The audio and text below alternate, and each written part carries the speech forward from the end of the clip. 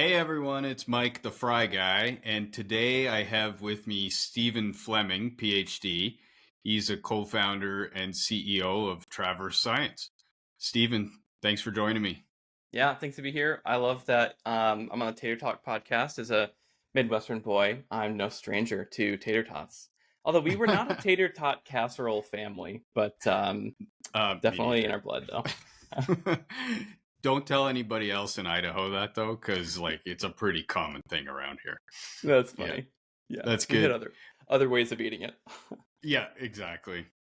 So, Stephen, you and I met through the consulting success program. We actually met at a mastermind that we attended together, I think back in April, perhaps, is when we first started getting to know each other. And we talked about this podcast there. And you immediately jumped at the opportunity to say, hey, when you get it, when you're ready, give me a call. And so, thank you for joining me. Tell me why you wanted to talk to me on the Tater Talk podcast. Tell everybody about what you do, how you got there, and how your work is related to the potato industry. Yeah, absolutely. I've only recently been doing potato work maybe in the last year, and in my regular circles, it's so niche. I have like no one to talk to about this stuff, and I'm like, oh my God, this is a Mike the Fry guy. He's gonna understand. I have to talk his ear off about this stuff. So my background, I have a PhD in neuroscience, and I'm going to shorten the whole timeline. But essentially, once I was finishing my degree program, I was kind of thinking, what do I want to do? And I kind of joked that I have such a averse reaction to interviewing that I was like, why don't I start my own company? Which is, as you know, way harder than just interviewing somewhere for a job. Sure. Um, but we started in like 2018. I finished my PhD 2019, and I had a completely different idea of what I wanted to do. I worked in a lab where we would feed baby pigs infant formula, and my job as a neuroscientist was to figure out how the brain develops. And I thought we had something that was so cool, we should build a business out of it. Well, COVID hit, and I was like, what do I do? I have all this nutrition science and brain type expertise. What can I do with it? And I was getting a lot of requests from clients just around like, hey, can you tell us the top 10 things about, say, like sleep and nutrition? What can we eat that's going to help us sleep better? And one thing led to the next, and I had a request come in, and it was about potatoes. And this group had said, hey, potatoes has a really bad reputation, and some people want to change its classification and not call it a vegetable anymore and call it a grain.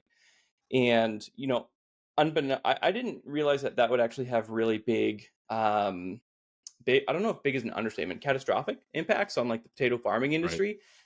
And I don't really know how any of that type of stuff works, but I was kind of brought in to digest the science and understand, like, is it fair to call, is there a nutrition science basis for saying potatoes should not be a vegetable?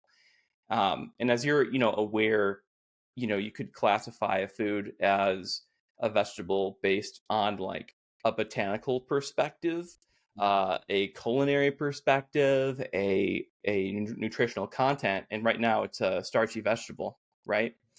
Um, so I was working with this PR firm called Food Minds, Mhm. and they were working with Potatoes USA and APRI, I believe Alliance for Potato Research and Education. And in, I think, 2022, was it? There was going to be a workshop on potatoes at the American Society for Nutrition conference. I didn't end up making it to that, but I ended up spending like over 100 hours just digging into the research on potatoes, and it's fascinating, the opinions on this, and just like how it's become a villain. Have you ever actually met someone outside of this scientific community, like in your neighborhood or in your friend network, that actually thinks a potato is a grain? No, I don't think most people, honestly, myself included, sometimes I have to look things up before getting on this to be like, what is a grain? Sure. Like you kind of know it when you see it, like oatmeal. Um, you know, uh, I'm already stumbling. Like, what's an example? Rice. So no, I've never Rice, met anyone barley, who's, perhaps. I don't yeah, know. barley, yeah, rye, Hmm. barley, who would call it a grain. Some are like, Yeah. is it even a vegetable? Is it a legume? I don't know. It's just like, it's a root thing. It grows in the ground, right? Yeah. A tuber. It's a tuber. Yeah. It's a tuber. So that's interesting how you kind of stumbled into potatoes. So tell me more, or tell our listeners more about like what your work then turned into Yeah. through after this 100 hours of time spent Right. Right. doing research. It was, my job is basically to come in and bring like an unbiased perspective. Mm-hmm. So, even though I'm working with an industry group, the whole point of what I do is to help cut through misinformation and like myths around food and nutrition. And back when I was growing up, we had the food pyramid, which the government doesn't use anymore. They use something called My Plate. But if for those who remember or those who don't know, and the food pyramid, that at the very top of it was like sweets and candy, things that you should not have frequently. And at the bottom, you kind of had like a lot of like grains and breads and maybe more refined foods. And in the middle, Mm-hmm. you might have like fruits, Mm-hmm. veggies, etc.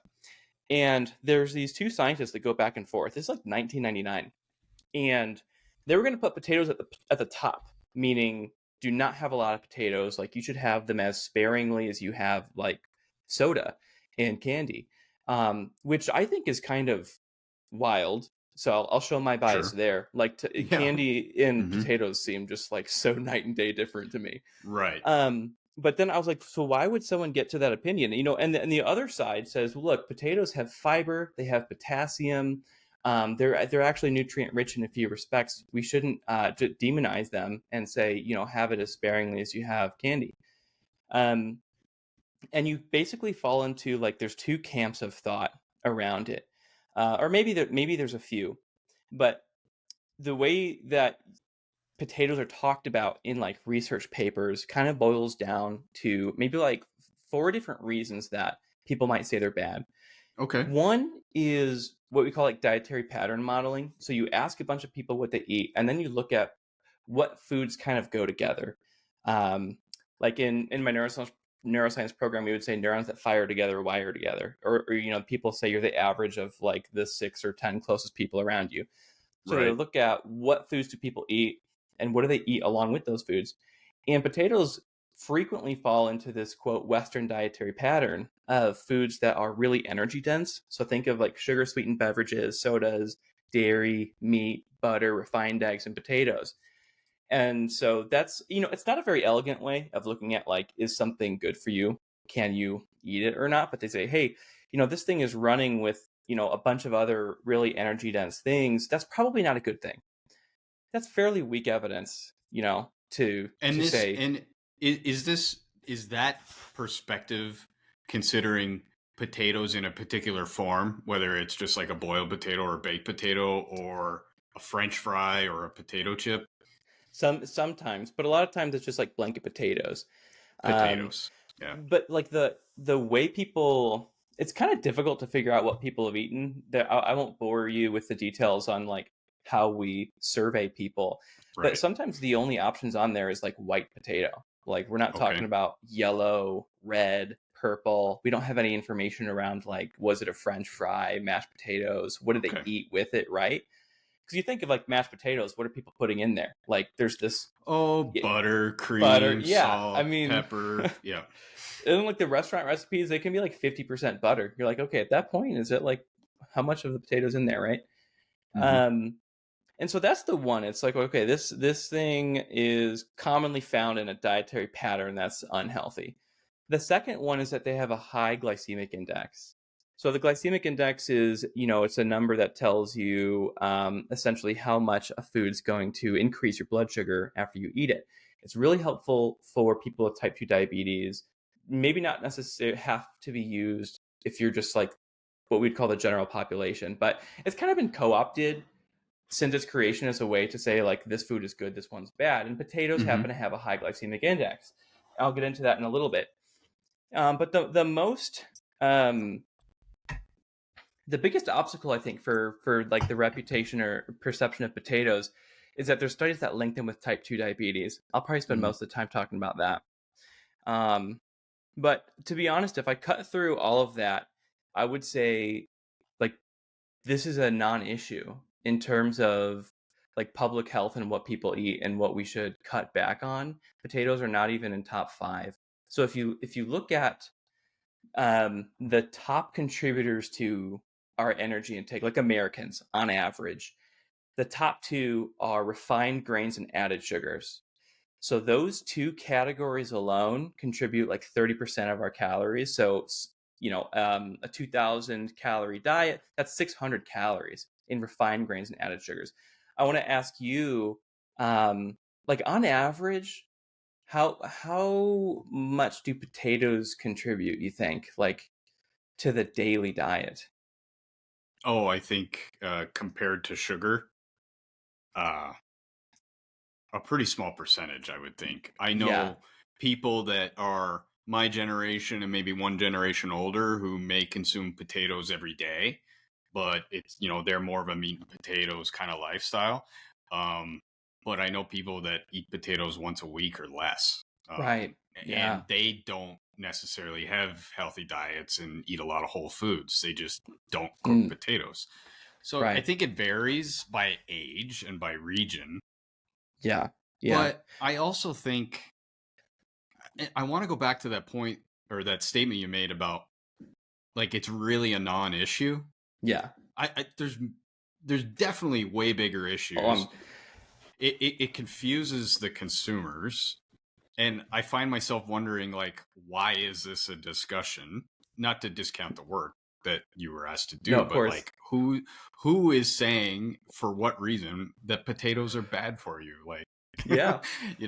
That's what I'm there's saying. I probably a no, lot behind that, but I've done all this work, and it's just like, who cares? Why are we talking about this? yeah. That's just like such a Now, science I thing to I just come from like the French fry nitpick the industry. minutia, right?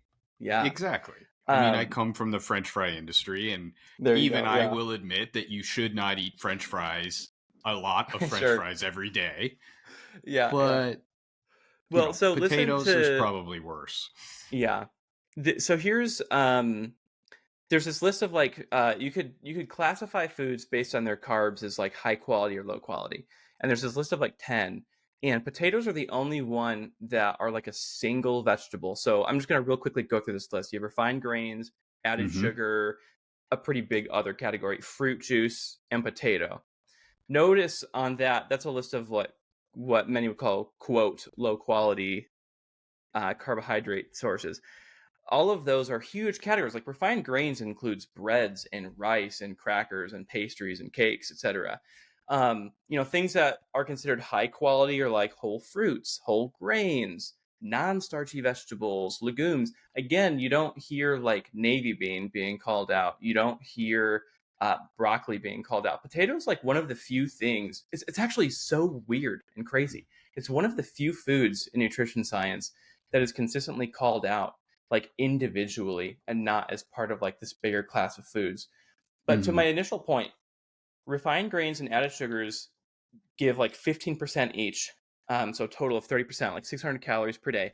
Potatoes are at 2.5%. That's 50 calories. So like if Wow. if the average American reduces their refined grain and added sugar by 10% each, that's going to lower that intake by a total of like 3%. You That would do more than never eating a potato again.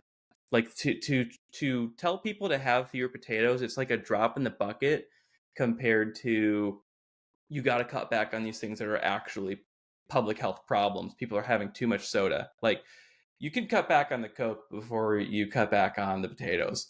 Um, so that's where it's like, I don't, why is this even an important issue to talk about? It is such a little blip on the radar of problems with Americans nutrition.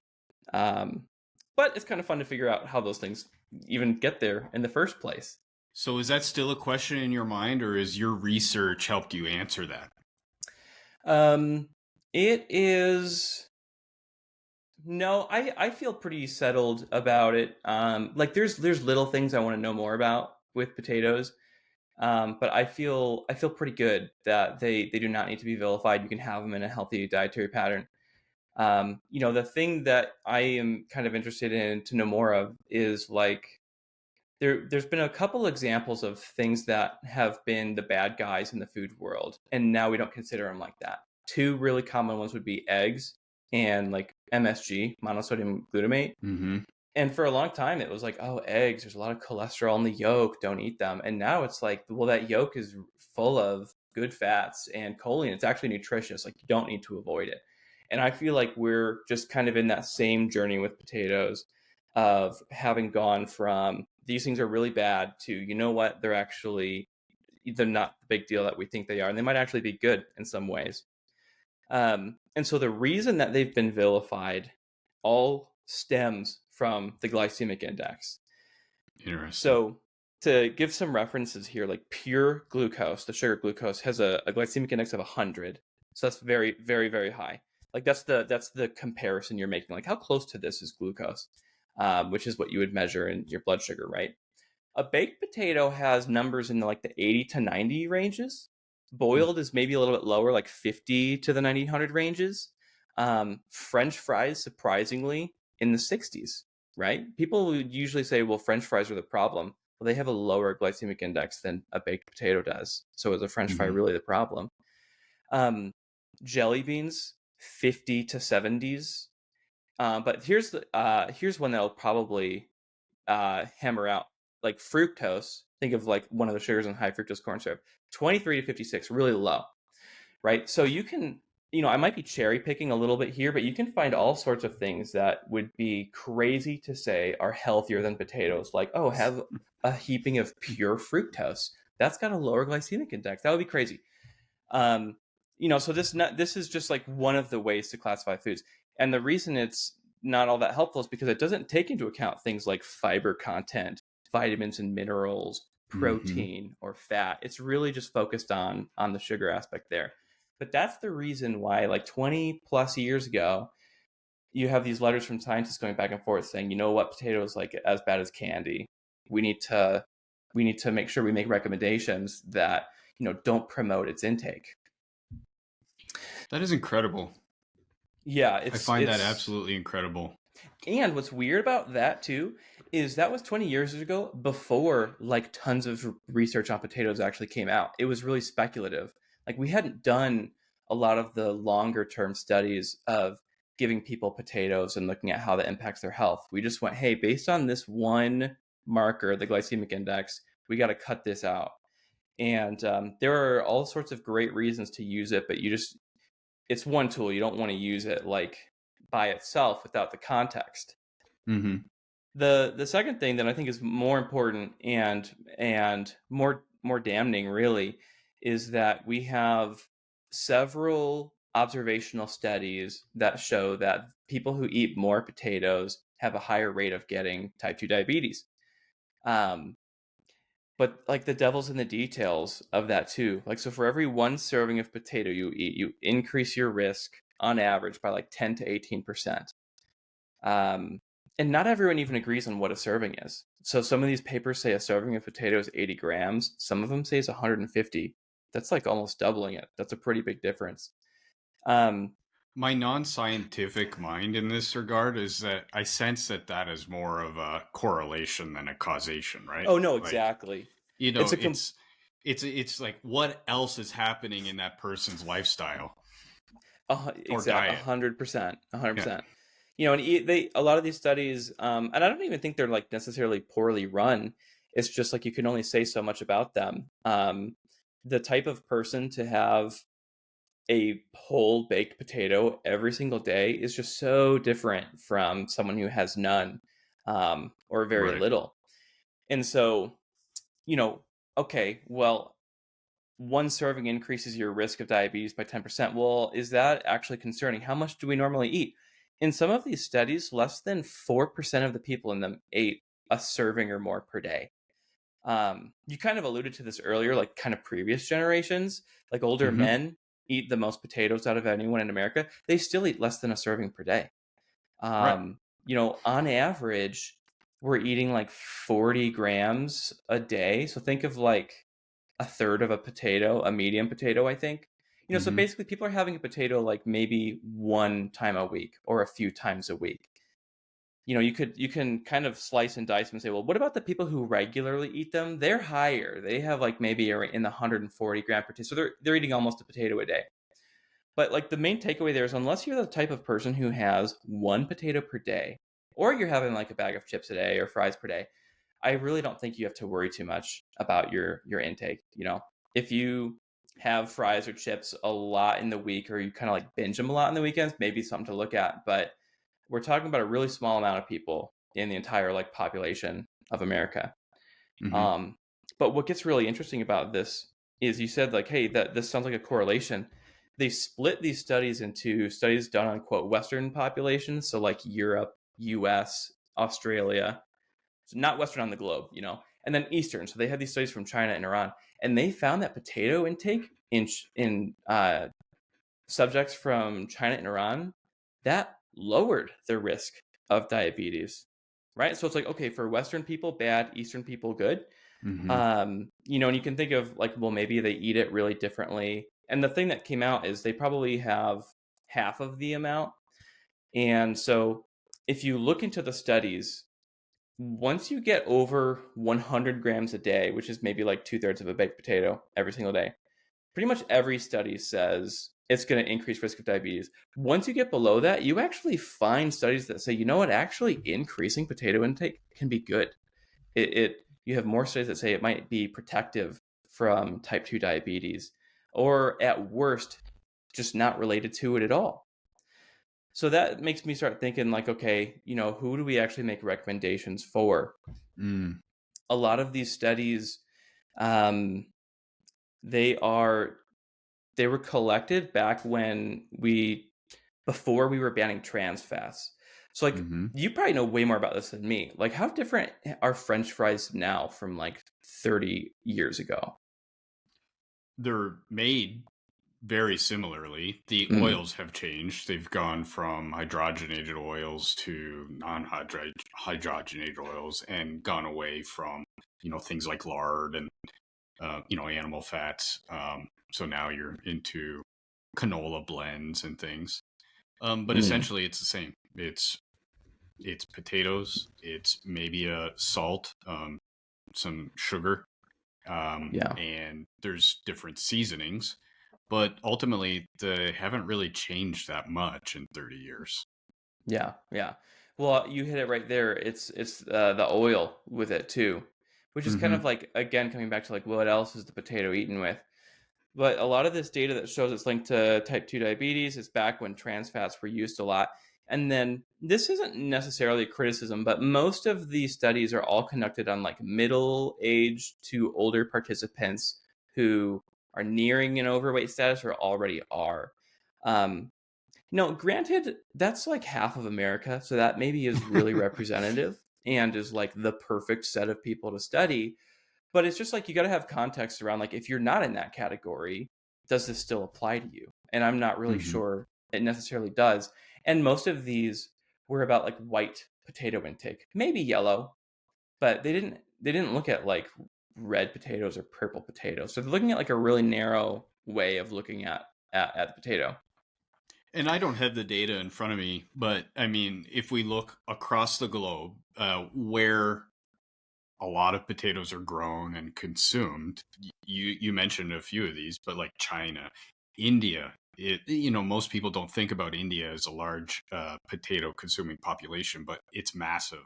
Again, I Mm, don't have the data here between US, for example, and India, but I can tell you it's huge. Um, and it is interesting that it seems like all of this work that I've seen in terms of the argument, are potatoes bad for you, is in the United States. Is that true, or have you seen that discussion coming from other regions of the globe as well?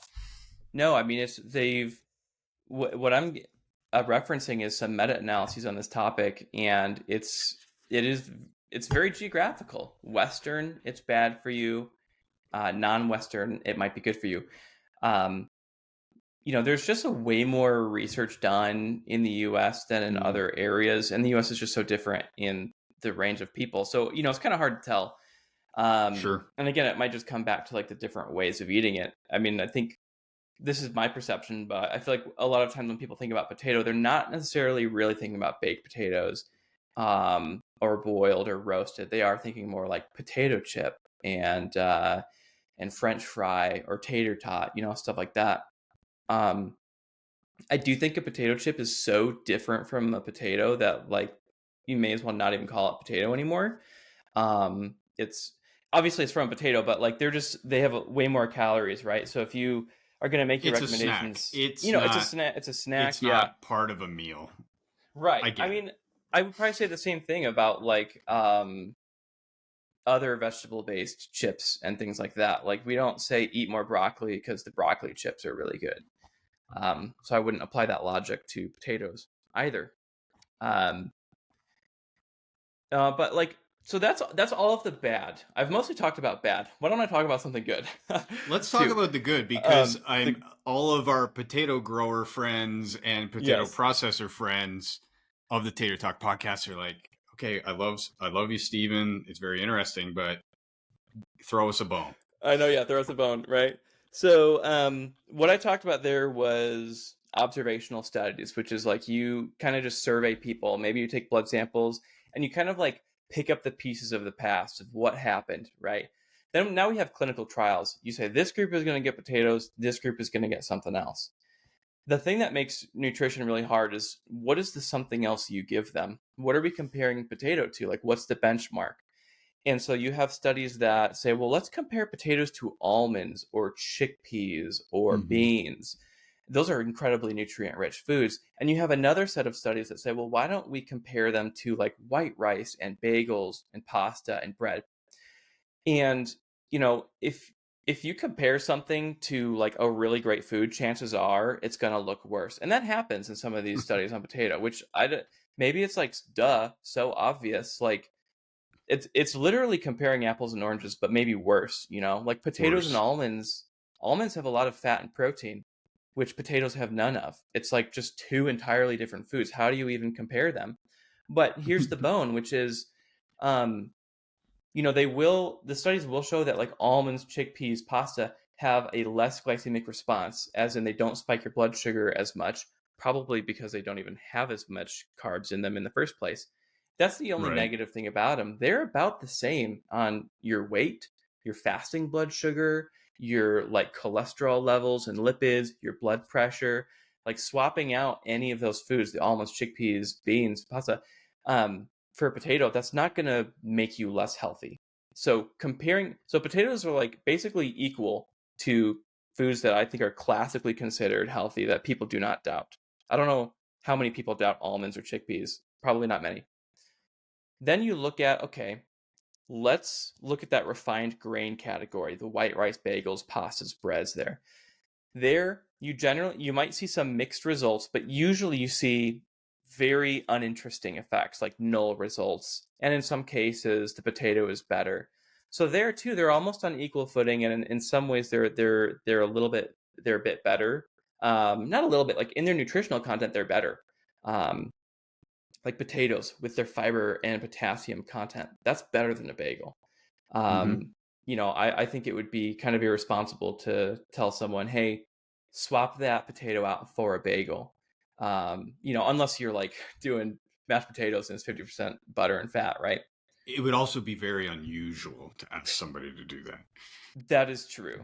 Well, so Yeah. I presented this at a conference, and it was mostly scientists, but some registered dietitians came up and they were like, this is so interesting because like we would never tell people to stop eating potatoes.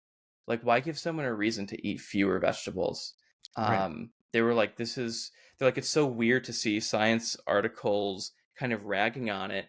And like the idea of like a rising tide lifts all boats. Like, we don't need to cast stones and make some vegetables look better than others. Because the bottom line is Americans just don't really eat a lot of vegetables. So eating any is a good thing. And I was like, wow, that's really refreshing because I've just been like steeped in different attitudes. Um and so like the takeaway there is in these more well-run studies, which you can't run these long enough to find out if someone's going to get diabetes or not.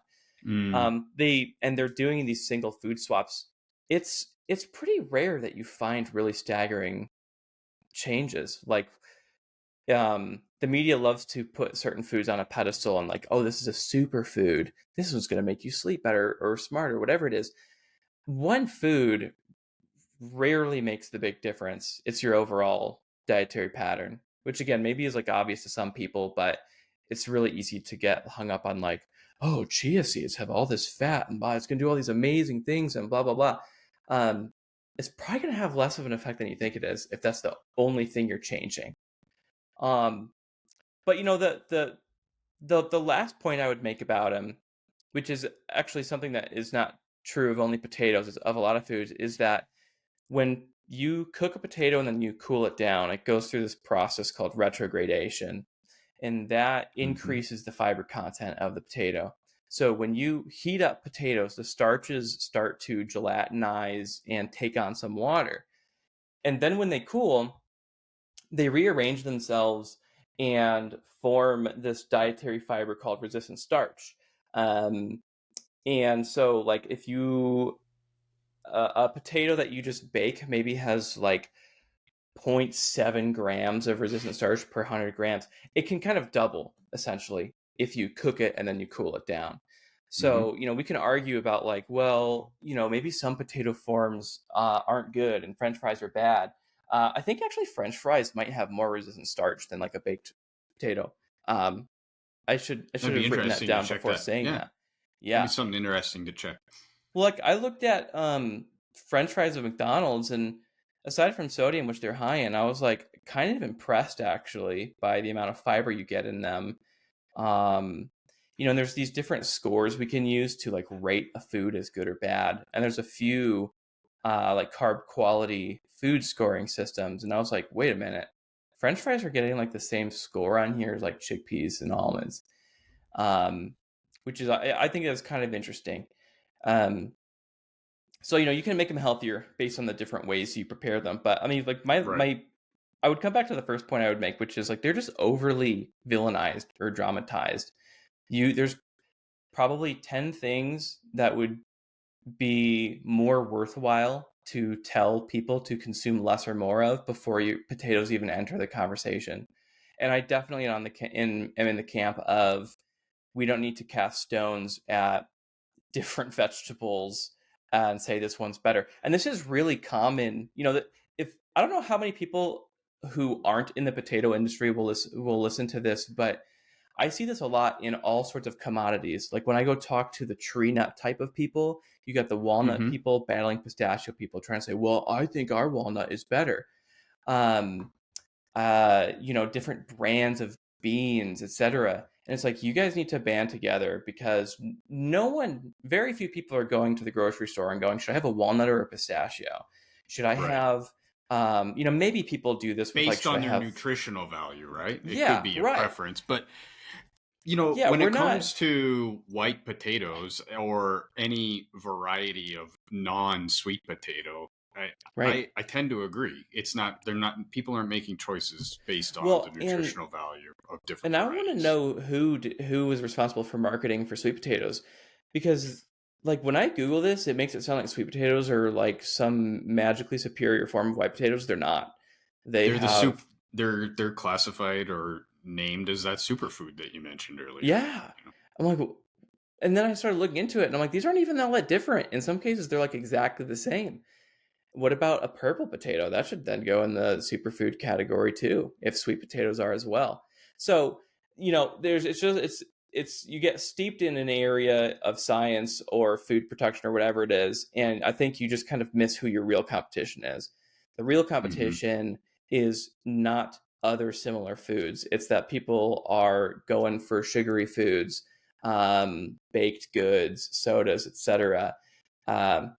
You want to find a way to get people to eat more vegetables, even if they're starchy vegetables, Yep. which are getting a bad rep. It's a vegetable, so it's gonna be better. It's an interesting dynamic here in Idaho where we have many potato growers that are also sugar beet growers and shareholders in the local amalgamated sugar company. So if you look long term at American dietary habits, perhaps you wonder whether these farmers are at risk for a net drop across the board in their, Oh, in the production of those commodities, to deal with. interesting. Um, Well, because it's the sugar industry continues to grow in the mm, U.S. The potato industry continues to grow. Depending on who you yeah. talk to, potatoes can be up or down, good or bad. I tend to believe that they're good for you. I tend to believe that sugar is net bad for you. And, but I mean, it's interesting to think about where that industry will be. Those two industries will be in 25 years with people, making claims like they do with yeah. regards